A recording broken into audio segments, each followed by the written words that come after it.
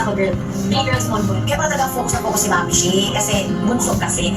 Paano ka bilang isang anak? Well, sa bahay, simple lang. Hindi ako tinitreat na bunso at saka artista. Paano? Paano hindi ka tinitreat na artista? Well, nautusan, napagsasabihan. Tapos, ang kailangan ko rin, ayusin yung mga bed ko, yung mga gamit ko. So, very independent na bata. Pero basta kung paano hindi yung mga kapatid ko, ganun ka din. Walang kasadality sa Oo. Kung baga, hindi kasi malayo naman mga edad yung mga kapatid. medyo magkakalim. Yung tatlong kapatid graduate sa sila, ako na lang yung nag-aaral. So, family na yung elder. So, alam niyo Ma'am Shi, kasi hindi sila makabibong bata. Kasi bata pa lang daw talaga siya. Yung wala siya, yung yat na siya. Excited siya lagi pumasok sa school. kasi nung bata ako, nakita ko daw lahat yung mga ate ko na lahat sila pumunta na sa school, ako yung maiiwan. So, si mama, inatulog ako sa school na yung parang masabi lang nag-school ka. Tapos lalabas ako kung gusto ko na lumodo. Tapos mabalik ulit ako sa class kung gusto ko na. Hanip ko sana. Oo. Pero at least, magandang i-enroll sa mga kabataan. Excited sa school kasi iba tinatamad din. May factor ba dun sa mga Ma'am Shi, na pag maaga mong in-enroll, tinatamad na daw pagkalauna? Huwag masyadong serious kasi. Siguro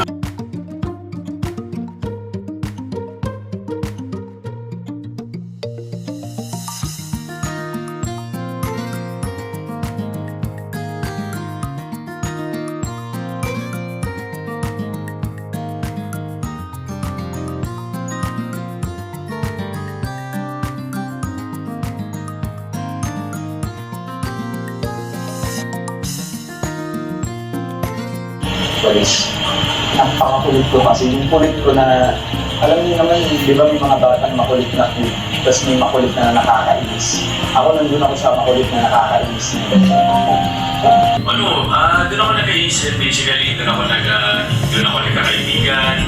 UC ako pinanganak, tapos basically doon ako lumaki sa Golden City. Wala nang titira, so kailangan na lumipas sa akin kung lolo ko. Para malihan sila. So, yung ako yung bahay na yun. Pagkatapos maglalaba, magluluto, tapos maliligo, manonood ng teleserye, tapos pag pauwi na kami, magre-ready na ng hapunan, and then that's a routine. And I've always remembered my mom as a happy person. She's, I think, sa kanya ko nakuha. Actually, sa kanya ko po nakuha to. My mom gave me this dimple. Nasa kanya yung dimple kasi wala namang dimple yung tatay ko. To the people. Po ay para sa pinakapasadong actress. And we also have 2 winners for this category sa taong ito. Ang una po nating recipient ay wala sa pelikula.